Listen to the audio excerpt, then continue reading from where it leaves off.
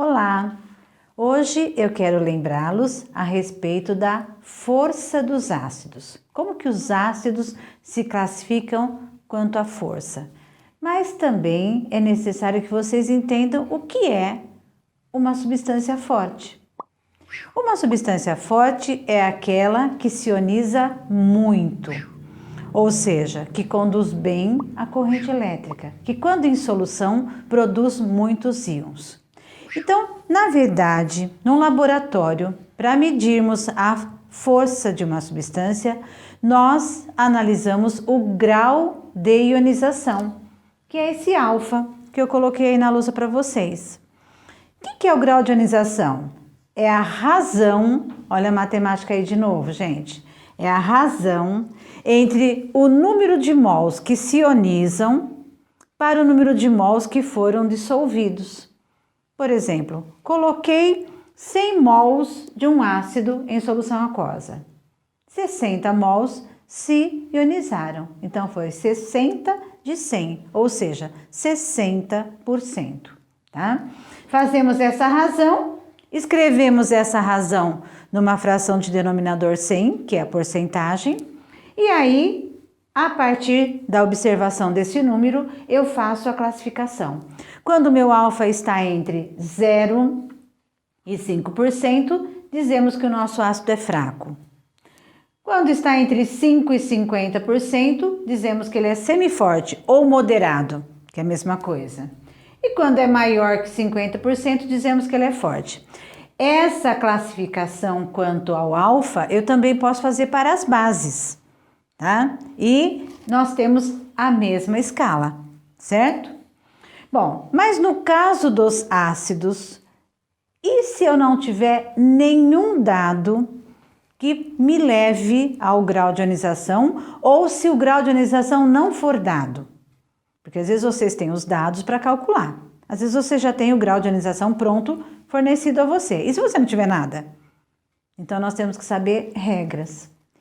E aí nós temos que nos lembrar que os ácidos se dividem em dois grupos: hidrácidos e oxiácidos. O que são os hidrácidos?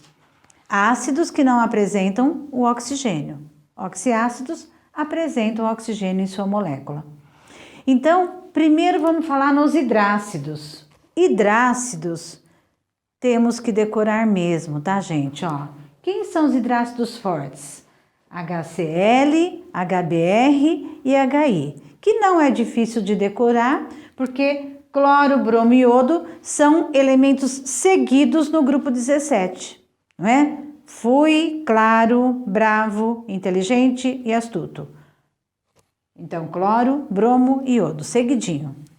Semiforte, o HF. E todos os outros hidrácidos são fracos. Então, falamos em H2S, fraco. HCN, fraco. Todos os outros hidrácidos serão fracos, correto? Agora, e quanto aos oxiácidos? Os oxiácidos, que são aqueles ácidos que apresentam na fórmula o oxigênio, como por exemplo HClO4, HMnO4, não é? A HNO3, tá? Apareceu oxigênio, eu chamo de oxiácido. E aí eu tenho que calcular esse valor que nós chamamos de X. Quem é o nosso X? É o número de oxigênios na fórmula, menos o número de hidrogênios ionizáveis. Hidrogênios que conseguem ser liberados na forma de H+ em solução aquosa, tá? Quando eu faço essa diferença, os possíveis valores que eu tenho são esses: 0, 1, 2 ou 3. Quando você encontrar o valor 0, trata-se de um ácido fraco. 1, semiforte.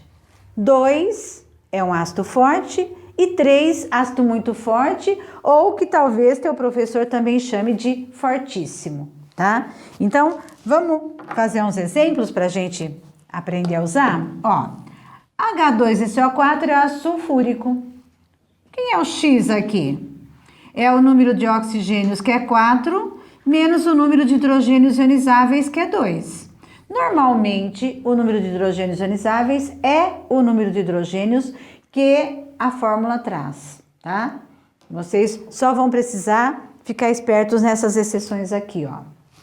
Então, 4 menos 2 dá 2, e uma vez que X deu 2, trata-se de um ácido forte.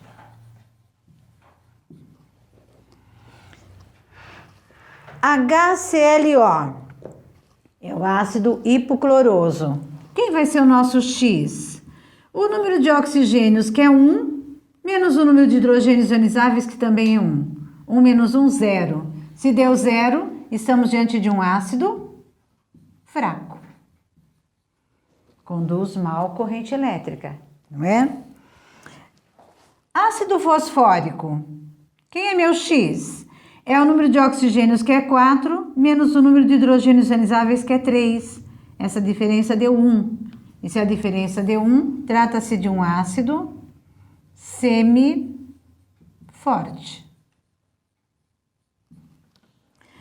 HBrO4, ácido perbrômico. Quem é o X? É o número de oxigênios, que é 4, menos o número de hidrogênios ionizáveis, que é 1. Isso deu 3, e, portanto, estou diante de um ácido muito forte. Agora, gente, temos exceção. Então, precisamos tomar cuidado aqui, ó. Nós temos 3 exceções muito cobradas, tá?